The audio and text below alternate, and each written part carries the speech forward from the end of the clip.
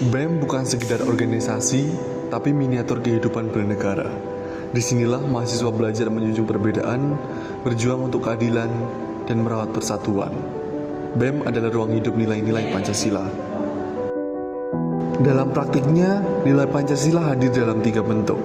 Verbal, ucapan semata seperti slogan, konotatif, simbol atau makna tersirat seperti menghargai saat ibadah, denotatif, tindakan nyata seperti pembagian tugas yang adil.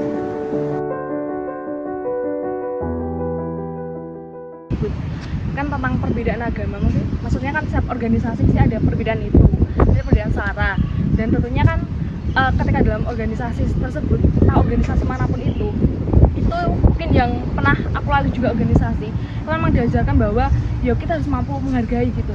Bahkan dalam organisasi desa sekalipun itu kan memang ada yang agama non Islam, kan kebanyakan Islam, lalu kemudian ada agama non Islam yang masuk di situ, dan kita pun juga toleransi dalam situ. Jadi kita menghargai ketika kita beribadah, ketika dalam waktu rapat tersebut kita beribadah, ya yang agama non Islam tersebut, non Muslim itu juga akan menghargai.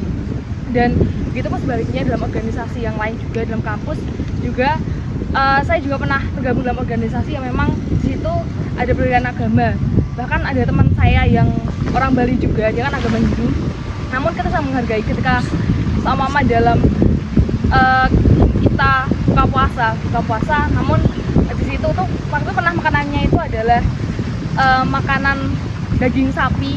Nah, namun kita menghargai supaya ya udah, siapa yang nggak suka daging sapi, makanya teman saya itu kan ngelis kan bahwa dia itu agama Hindu, makanya dia nggak makan daging sapi. Ya makanya kita sebisa mungkin ya adalah daging-daging lainnya buat buka puasa tersebut. Kan dia juga menghargai ikut buka puasa kan, karena dia tergabung dalam organisasi tersebut. Dan ketika ada perbedaan pandangan yang tajam mengenai agama, mungkin kalau dari organisasi yang saya lalui dan saya juga tergabung dalam organisasi sekarang ini, tentang perbedaan agama yang kita konflik ataupun kita berpendapat dengan agama kita masing-masing, ya itu ada. Nah, namun kita menganggap itu, ya kita mendasari itu bahwa kita diskusi. Dasarnya adalah kita diskusi bahwa oh, kalau di agama Hindu tuh budayanya seperti ini, agama Islam budayanya seperti ini, agama Katolik, agama Kristen maupun agama Konghucu itu budayanya seperti ini, dan ibadahnya mereka itu seperti ini. Berarti itulah proses kita saling menghargai dan juga sebagai bahan diskusi. Bahkan ketika di eksternal sekalipun, ketika saya berbicara dengan orang-orang yang berorganisasi eksternal sekalipun, dan ketika kita diskusi mengenai agama, ya kita menganggap bahwa agama tersebut ya sebagai bahan kita diskusi. Berarti kita saling tahu bahwa agama kita memiliki sebuah kekayaan di Indonesia tentang perbedaan budaya, perbedaan apa sih mungkin yang dilarang dalam agama tersebut ataupun yang dilakukan. Pengosongan kegiatan saat hari besar agama, konsumsi makanan disesuaikan saat buka bersama, serta diskusi antar iman menjadi simbol toleransi.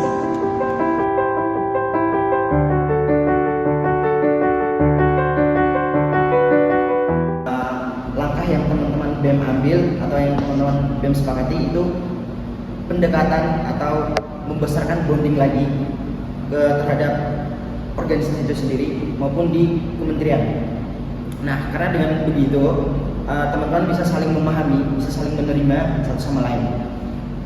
Contoh kecilnya mungkin saya sendiri yang minoritas atau saya berasal dari NTB, yang kulit saya sedikit gelap dan logat-logat saya sedikit berbeda dari teman-teman Jawa. Saya sama sekali tidak mendapat intimidasi, tidak mendapat diskriminasi, karena beberapa hal tadi kita udah saling memahami satu sama lain, udah saling menerima satu sama lain. Mungkin begitu pertanyaannya.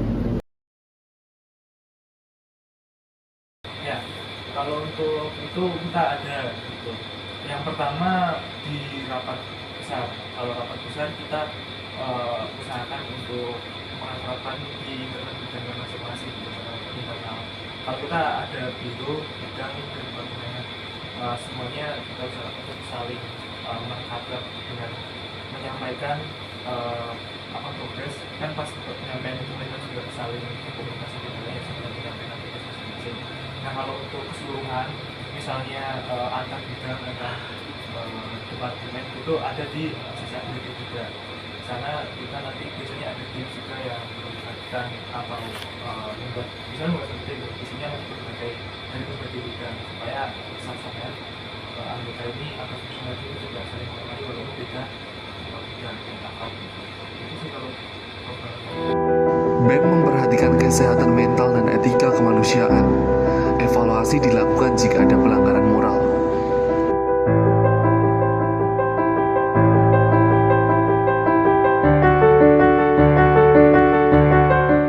Tentunya yang pertama sih kita usahakan untuk gimana cara fungsional ini merasakan bahwa ini tuh benar milik kita bersama, sehingga ketika kita merasakan kepemilikan itu kan otomatis kita saling bahu-bahu untuk mempertahankan apa yang kita miliki ya. Nah itu sebenarnya caranya juga lewat ini sih, lewat tadi ya tadi dari rapat cuman mungkin kalau kita kalau kita lihat dengan cara yang lain ya, kita dengan mengadakan beberapa event yang melibatkan itu sendiri sih, seperti misalnya ada kegiatan sosial, kita juga tidak lupa untuk mengajak teman-teman juga.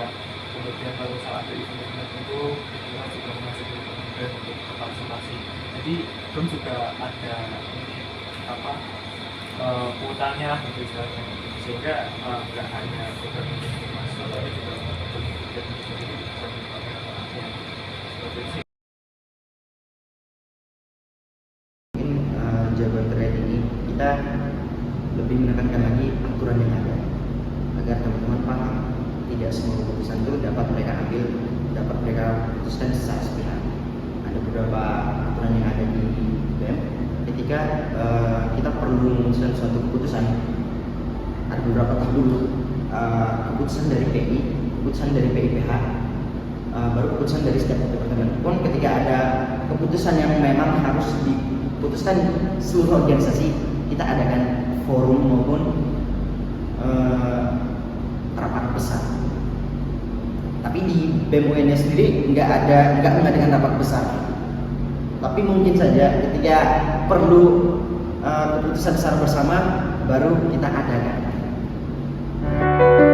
Rasa persatuan dibangun melalui event dan upboarding. Perbedaan dipersatukan lewat riset dan diskusi lintas departemen.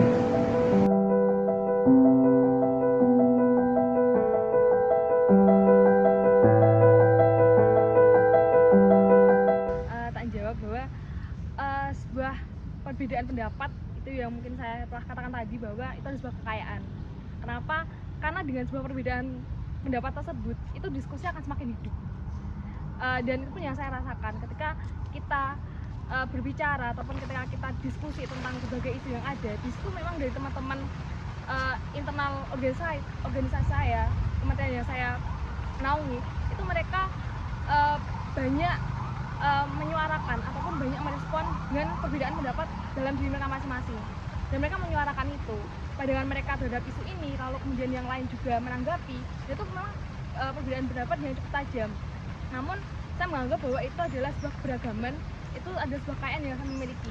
Dan ketika ada perbedaan pendapat tersebut, cukup kalau semua perbedaan pendapat tersebut adalah perbedaan pendapat yang membangun, maka itu akan mengalir saja. Nah, namun nanti bakal ada sebuah inti, dimana inti itu menjadi kunci bahwa kesimpulan dari diskusi yang kita bawakan. Nah, namun ketika perbedaan pendapat tersebut itu semakin mengacu ke sebuah hal yang menurut saya itu nanti akan jadi konflik, maka saya sebagai seorang pemimpin tentunya saya akan mencoba untuk menghentikan jalannya diskusi tersebut, tapi tidak menghentikan yang benar-benar udah kita selesai diskusi, tapi mencoba meneruskan diskusi ini bahwa tujuan kita berdiskusi adalah untuk mengetahui cara pandang masing-masing terhadap isu yang ada, dan baru kita nanti kaji mengenai isu tersebut. Semua keputusan BEM dimusyawarahkan. Perbedaan pendapat dirawat sebagai kekayaan dengan sistem redam konflik.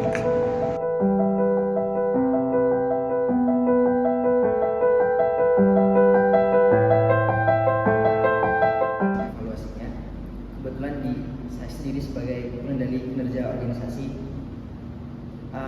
ada beberapa sistem yang kita ambil untuk mencegah atau sebenarnya menghindari hal-hal yang ada di pertanyaan tadi.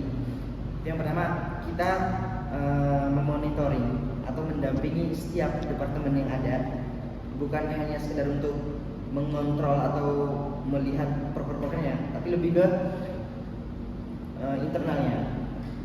Nah, di situ ada yang namanya jagoan reformasi. Tujuan dari jagoan reformasi itu tuh kita mengumpulkan evaluasi, mengumpulkan aspirasi dari teman-teman internal BEM. Setelah kita mendapat evaluasi dan aspirasi, kita nantinya mengambil langkah yang menganalisa terlebih dahulu bukti nyata dari evaluasi yang masuk itu, agar kita enggak mendengar dan mengiyakan saja. Kita perlu lihat realitanya, benarkah begini, benarkah begitu. Dan nanti setelah kita menemukan benarnya evaluasi dan aspirasi ini, kita mencarikan solusi dan titik terangnya, gimana sih nantinya kita menyampaikan lagi ke pihak-pihak atas, struktur atas, mungkin di ketua BEM, teman-teman PI, teman-teman PIPH.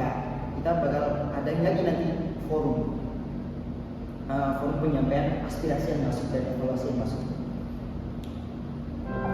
Pembagian kerja adil, evaluasi berkala, dan keputusan berbasis riset adalah bentuk nyata keadilan sosial di BEM. BEM adalah laboratorium nilai-nilai Pancasila. Disinilah mahasiswa belajar untuk tidak sekedar bicara, tapi hidup bersama dalam prinsip keadilan, kemanusiaan, dan musyawarah. Mari wujudkan peradaban yang Pancasilais, dimulai dari ruang organisasi kampus.